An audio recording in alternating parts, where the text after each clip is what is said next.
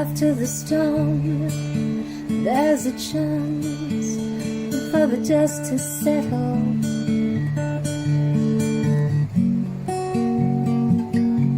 And tears of peace.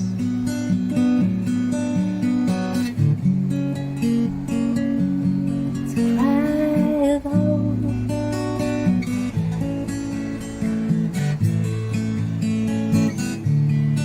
Lost all time, fear ripped through my mind.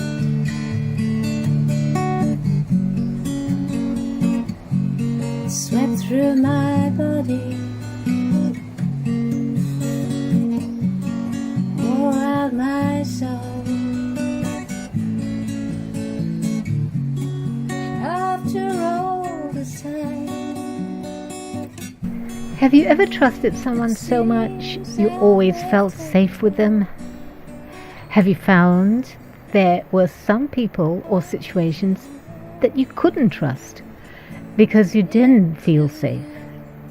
And have you trusted someone and then found that they'd broken your trust?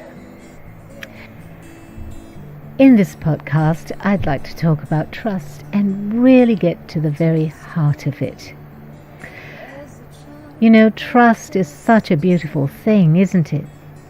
And like many other beautiful things, it's something that you are likely to really appreciate or appreciate more when it's gone, when you feel that it's missing.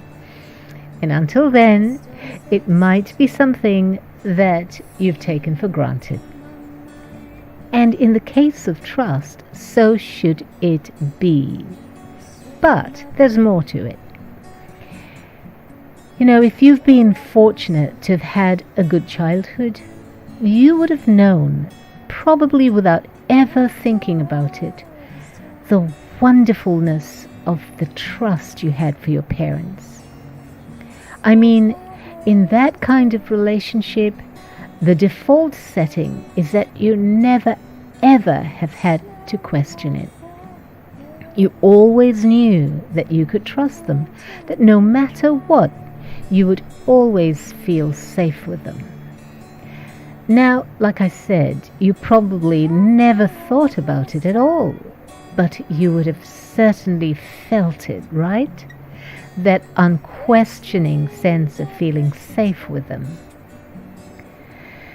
But then, as you became older, started school and later gone on to university or started working, as you became an adult, in other words, you would have probably begun to sense, again, in a subconscious sort of way, under the skin sort of way, that the world is really not all that trustworthy.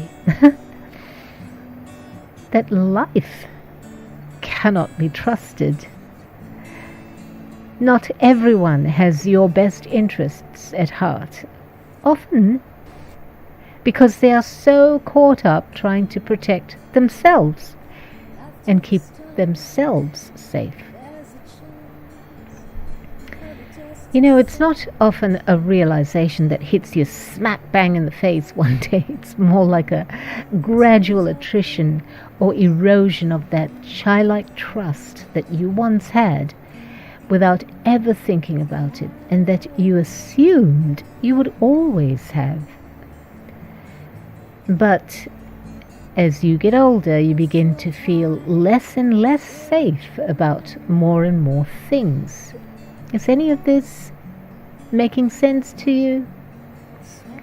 As a child, you would have found little reason to distrust the world, its governments, its schools, its businesses, its services, its societies, its widely different cultures and traditions, and so on. And that's partly because you may not have been exposed to all of that in all their different forms, you know, governments, schools, cultures, traditions, and so you felt adequately comfortable and safe with the ones that you were familiar with. But as you got older and had to navigate more independently through the world, You began to come across many different types of people and situations that weren't so familiar, and that sometimes contradicted the way you saw the world and the values that you held, which you would never dream of violating. And so the gradual erosion of feeling safe. Because you see, trust has everything to do with feeling safe. Would you agree?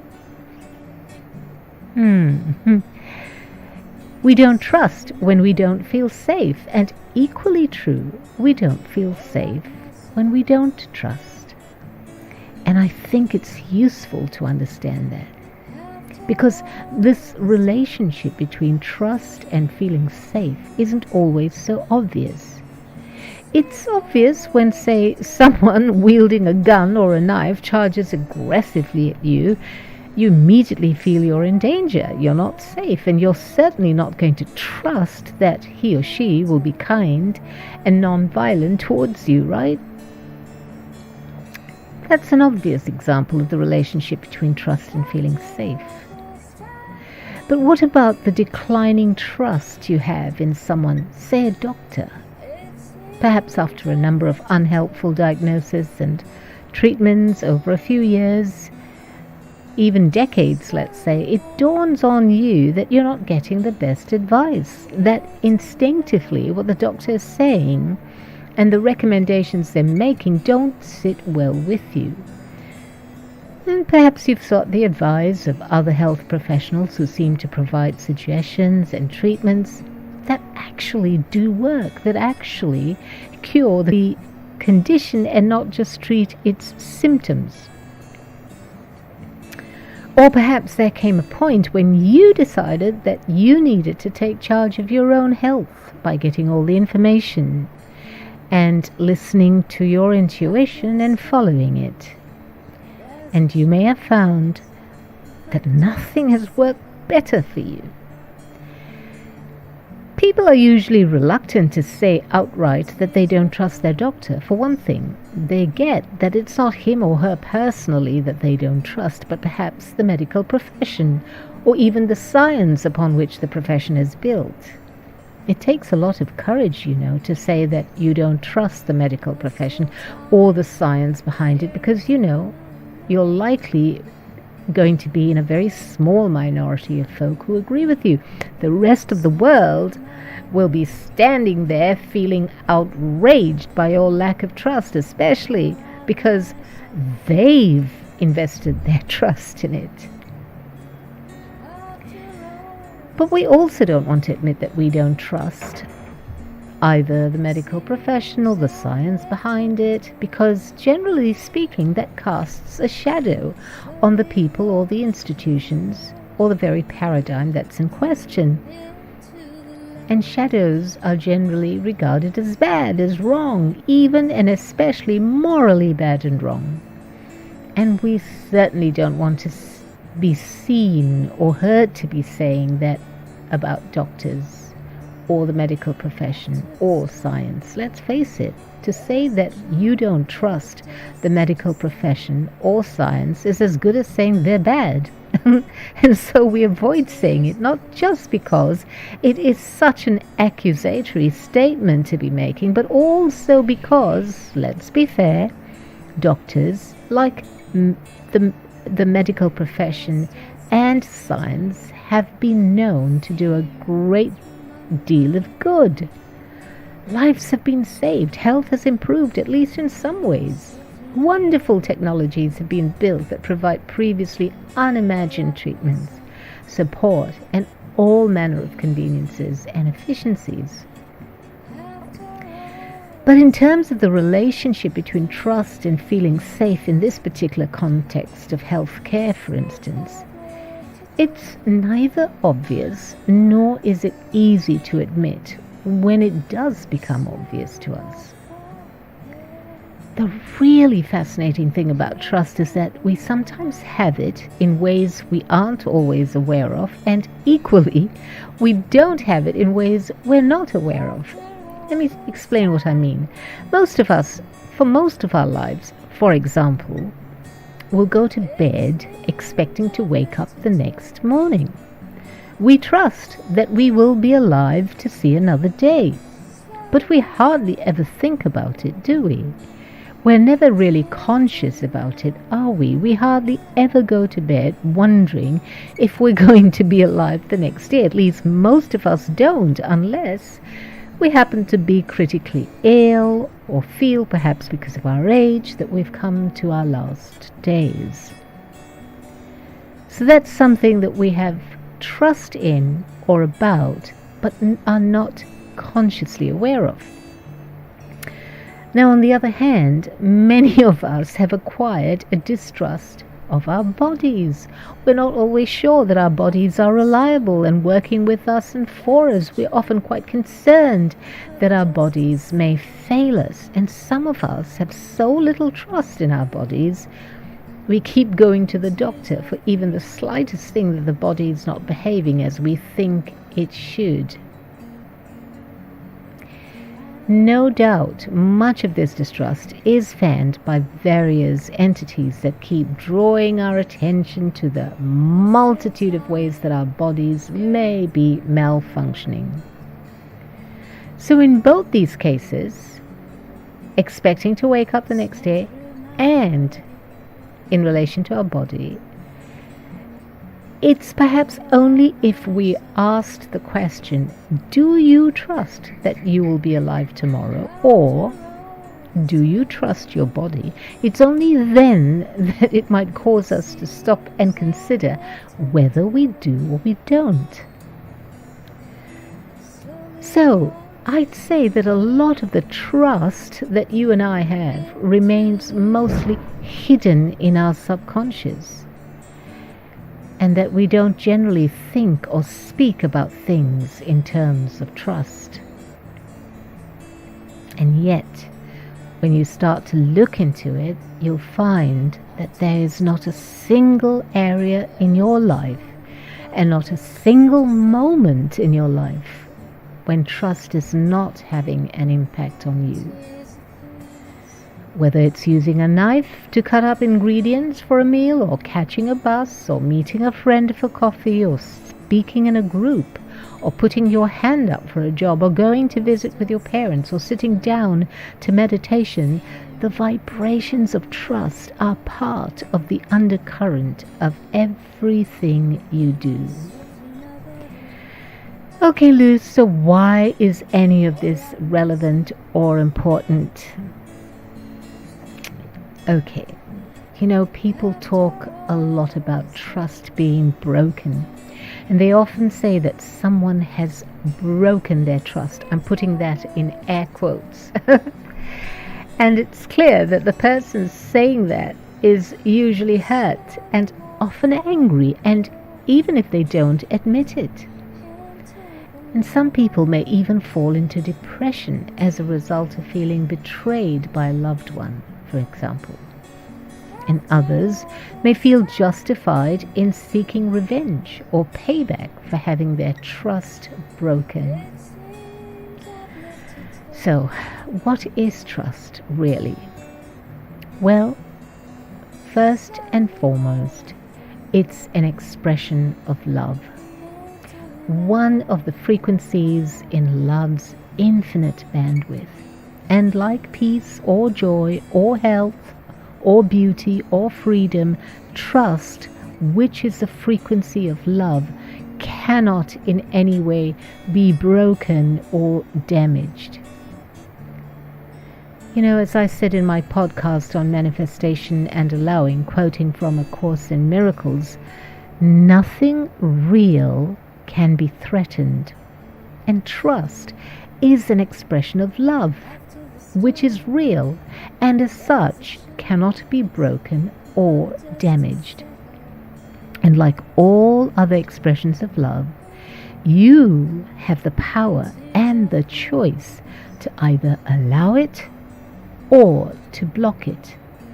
And if you block it, it is always because of fear.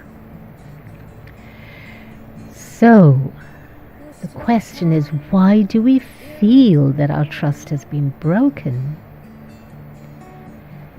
As I've said so many times before, the only state of mind or consciousness that experiences hurt or damage or pain or insecurity or anything that disturbs us is our conditioned state of consciousness, or our egoic state of consciousness. This state of consciousness sees you as separate from everyone and everything else. And it is this perceived state of separation that causes us to feel threatened, causes us to feel that our well-being is threatened by the behavior or the words or the intentions of others. I mean, come on. If you see yourself as an entity apart from all other entities, and there are far more of those other entities than there is of you, is it any wonder that you would feel unsafe? So, the loss of trust, or the sense that trust has been broken in the first instance, is the result of our misperception that we are separate from the rest of the world, from life itself. And this causes us to believe and feel that we can be harmed by others, that in fact we can be harmed by life. I mean, let's be honest, how many of us actually trust life fully? Have you ever been suspicious of life? Have you ever not felt you could trust life? Something to really think about, isn't it?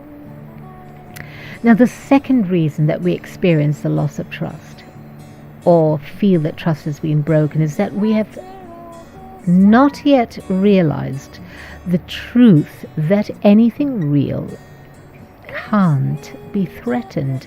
That trust, which is an expression of love, cannot be threatened or lost or broken because it is something real. And now, here's the third reason, and it will seem to contradict the first reason, which is about our perceived sense of separation from others that causes us to feel at least a certain amount of distrust around others. So let me explain. When we feel separated from others, there are a couple of ways our ego will react. One way is it will look at everyone with a certain degree of suspicion or distrust. On the other hand, because it is feeling threatened, it will seek out someone that it can trust, and then it will place its trust, so to speak, in that person. Now think about this. Despite having an underlying sense of distrust, you may find that with some people or a certain person, you either don't feel the distrust or you are prepared to ignore it. And you're likely to do that because there is some payoff for you, some benefit you believe you will get from this relationship. Now, you may not always be aware that you're doing it for this reason, or you may not want to acknowledge it. But one thing you do know that you're quite certain of is that you want this relationship. And crazy as it sounds, sometimes it may even be a relationship that you don't particularly enjoy, but you want it all the same. Why? Because there are benefits to you. Perhaps a sense of security or a partnership that has financial or social benefits.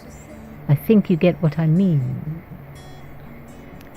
And then, having placed your trust, so to speak, in this person, something happens. And you feel that the person has broken your trust in them. You feel betrayed. It's awful, isn't it, when someone does something that causes you to feel unsafe, to doubt yourself, to wonder how you could have made such an error in trusting them, and then to start blaming yourself for what's happened, and then blame them, and then blame yourself, and then them, and then yourself. It keeps going on in this loop. Have you ever experienced that? Sometimes you want to take responsibility for it, and sometimes you don't. Sometimes you want to blame them, and sometimes you don't. That's the kind of crazy, mad cycle of confusion and guilt and blame and shame that the ego keeps you entangled in. So, what do? Well, most people will find it hard to extricate themselves from this entanglement because the story and the emotions that go with it are so intense, their currents so strong.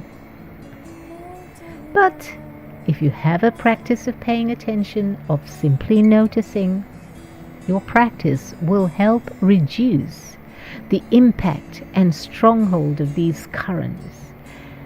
So that's a good starting point. If you don't have such a practice, I'm sorry, you're stuffed. No, I'm kidding. I'm just being silly.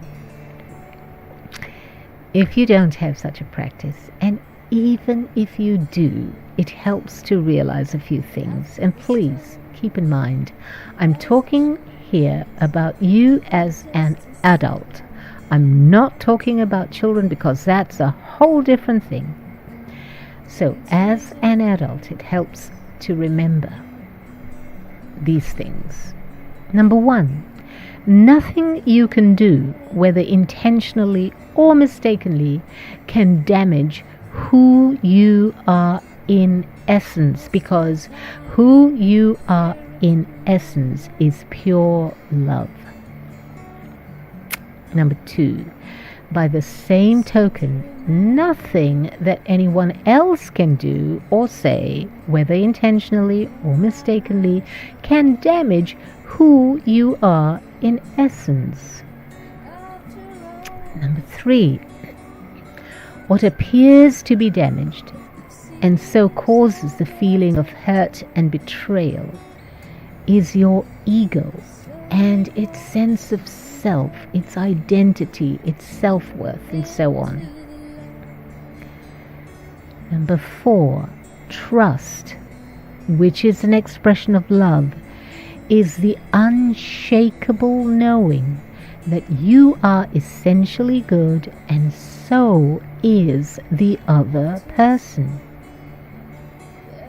So don't confuse who you are in essence with your personality or your ego. Your ego, as is the other person's ego, is self-obsessed and is by nature fearful and suspicious and needy and willing to buy any story when it suits it and willing to sell any story when it suits it too. So believing your ego or someone else's ego has nothing to do with trust and everything to do with neediness, the need for approval, for acceptance, for significance, and so on. When you understand all this, you'll be in a position to stand in the loving and powerful consciousness of your true and indestructible nature, rather than in the fearful and painfully fragile consciousness of your egoic false self. When you understand all this, you will also be able to see clearly that whatever that other person did or did not do was not an act of love, but an unconscious act of lovelessness. In other words, an egoic act of lovelessness or fear. Now please understand that fear has many, many faces, not just the face of anxiety or weakness. Fear can shape-shift into charisma or boldness or confidence or devotion, which is why if we're not paying attention, if we're not standing in love ourselves, it is easy for our ego to engage in games with the other person's ego. To be seduced by their charisma or boldness or confidence or whatever. You know what I mean? Now, when you get that these are egos at play, you will be more willing to see that just like you, there is a true, loving and trustworthy self beyond the other person's ego. And it is this true, trustworthy self that is, wait for this, incapable of hurting you. Let me put it this way. If you accept that you have an ego, and if you are an expert observer of your ego, that is paying attention, you will see that it's not worth blowing a fuse over whatever it is someone else's ego has done or not done. After all, your ego is just as capable of doing the same thing. It may not have, admittedly, but why waste even one breath if you can help it on these insane games? The game of protecting what is not real. You know? That's what protecting the ego is all about. It's a game because the ego is in fact not even real. So when we choose to block trust, to withhold trust, we suffer. We feel the pain of blocking love. And that is the only cause of pain and suffering, blocking love. There is no other cause. Have you noticed? Have you noticed that it's only when you're angry that you don't feel good? It's only when you're anxious that you don't feel good. It's only when you're jealous that you don't feel good. It's only when you're begrudging that you don't feel good. These are all instances in which we're blocking love. On the other hand, when you are kind, meaning you allow love, you feel good. When you're accepting, meaning you allow love, you feel good. When you're non-judgmental, when you're sincerely curious, when you're sincerely trusting, which means when you're allowing love, you always feel good.